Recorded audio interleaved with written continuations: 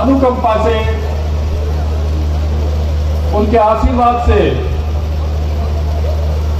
जो पिछले 4 सालों में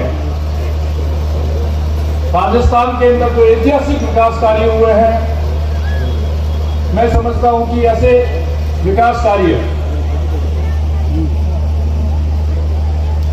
आजादी के इतने सालों के बाद भी नहीं हुए।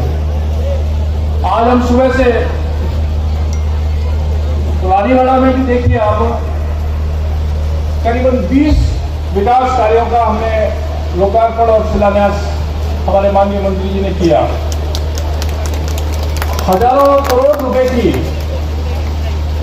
मैं समझता हूं कि कम से कम 2000 करोड़ रुपए की पेयजल की योजना राजस्थान के अंदर स्वीकृत हुई, उसका काम चल रहा है।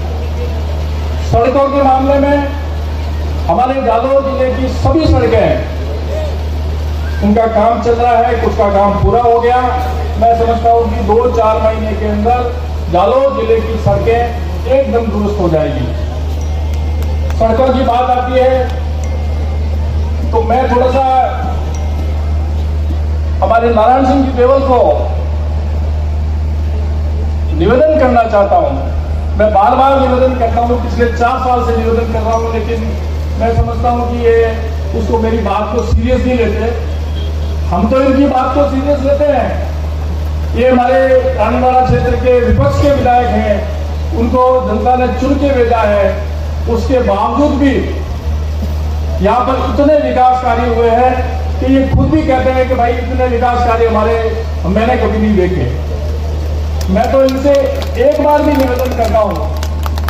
हमारे एमपी साहब भी जब भी कभी कोई फंक्शन में होते हैं, उनसे भी निवेदन किया था मैंने कहा रोड से लगाकर सांचौर तक को नेशनल हाईवे घोषित कराओ। बार की जो सड़क खराब हो रही है, तो इसको आप नेशनल हाईवे घोषित कराओगे तो ये एक मुख्य सड़क है और वो केंद्र सरकार ही कर सकती है।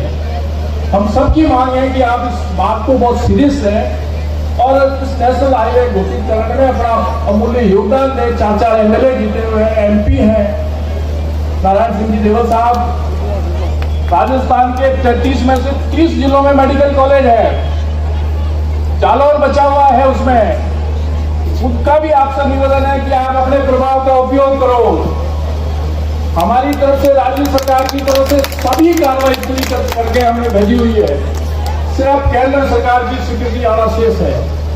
मैं समझता हूं कि ये दोनों काम आप मेहरबानी करके अपने सभी एमएलए और एमपी साहब को लेकर आप दिल्ली जाए और दिल्ली जाके इस काम को पूरा कराएंगे। मैं समझता हूं कि आपने बहुत बड़ा काम करा दिया है।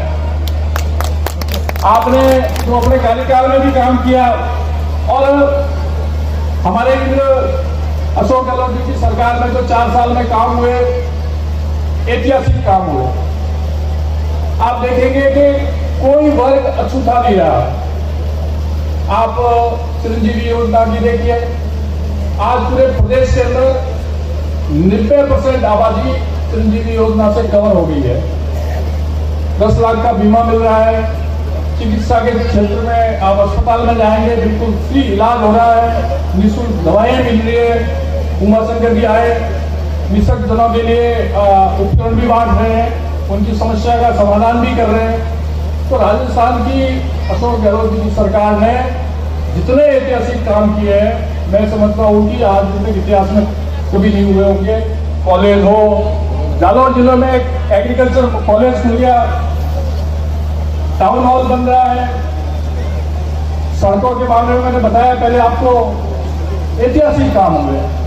मैं समझता हूं कि आप सब जनप्रतिनिधि, आपको एक किताब भी बांटी गई है, उसमें सारी बातें लिखी हुई है, आप उसको पढ़ें और जनप्रतिनिधियों और समाज सेवी जो भी हैं, हमारे जो जरूरतमंद लोग हैं, जिनको इनकी जरूरत है, इन योजनाओं के लाभ की जरूरत है, आप सब लोग उनको दिलाने में अपना सहयोग प्रदान करेंगे। तो मैं समझता हूं कि आप सच्चे समाज सेवी की हैसियत से, सच्चे जनप्रतिनिधि की हैसियत से आप काम करने में सक्षम होंगे और आपको लोग भी दुआ देंगे।